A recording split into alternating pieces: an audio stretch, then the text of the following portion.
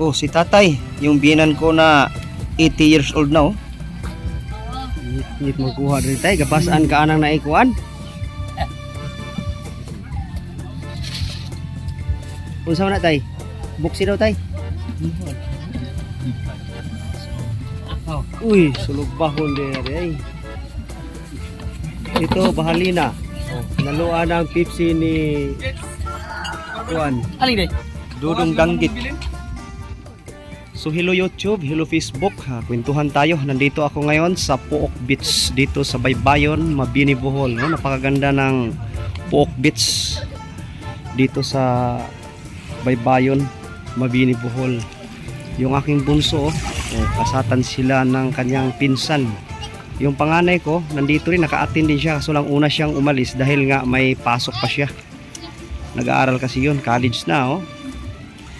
So nandito ako ngayon, pati yung aking may bahay, dahil umatin kami ng kaarawan ng aking biyenan.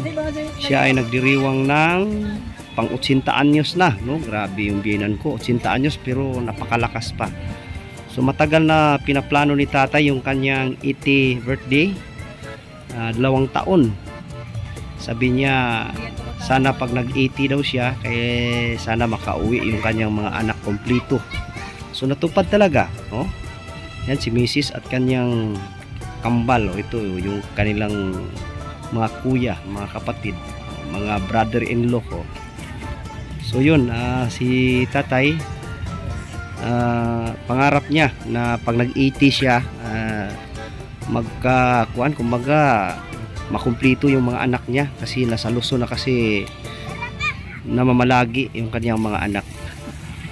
At saka yun, na kasama niya rin yung kanyang mga pamangkin, yung kanyang mga kapatid, no? So yun lang naman kasi kaligayahan ng mga may edad na, no?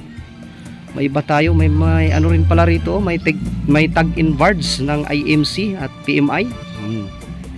Nandito sila. Maganda rito sa Pook. Oh. Malalaking mga bakaw. Bakaw? Oh, yan ang aking mga in-laws.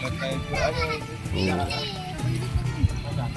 So nandito kami, may dala kaming isang container na bahalina. Oh. At ito naman ang aking pamangkin in-law. In-laws ko. Oh, pamangkin ni Mrs. Pamangkin ko na rin. Si Rodel. Oh, siya yung driver ngayon ng Ihawan. Yan.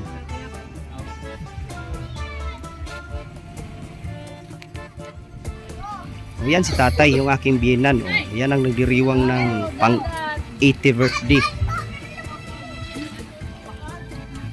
Ito yung bahalina. Oh, tirang bahalina. Oh.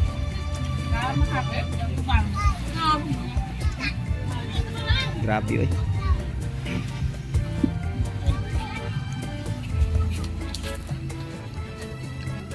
Tayo muna magbantay dito dahil naligo sila.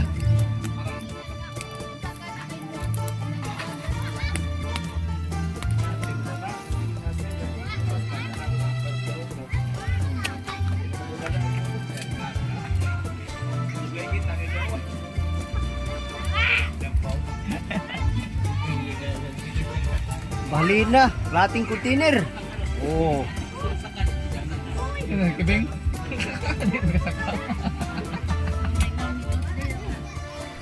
Yung isa kong bayaw, meron siyang bangka. So gagala sila ni Mrs. Mag-ikot-ikot siguro dyan sa may kabila, yung may pangpang.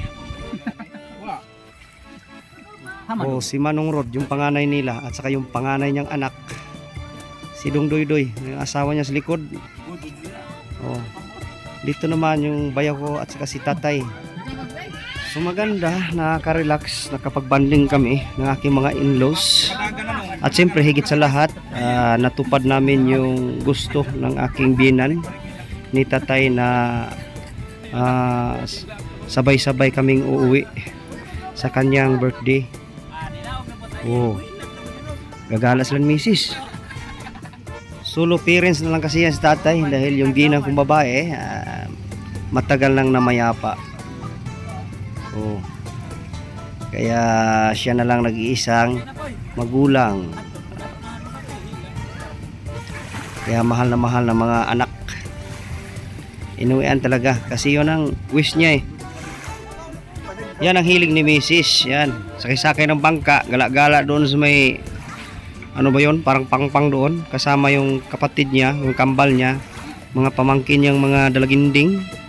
Kaming mga Bahalina boys, dito lang kami maiwan. Oh. Yan na sila. Mag-picture mo lang yan sila doon. Oh, si Manang oh, naglublob. Asawa ng aking panganay kong bayaw. Yun na sila, yun na. O paano, hanggang dito lang muna kay magtagay pa ko. Ha? Hanggang sa muli. Salamat. Loaded na loaded yung bangka pero di bali, kalmada naman yung panahon. Maganda yung panahon kaya okay lang, loaded. Oh, nakabalik na yung mga gala. Oh. Yung mga gala.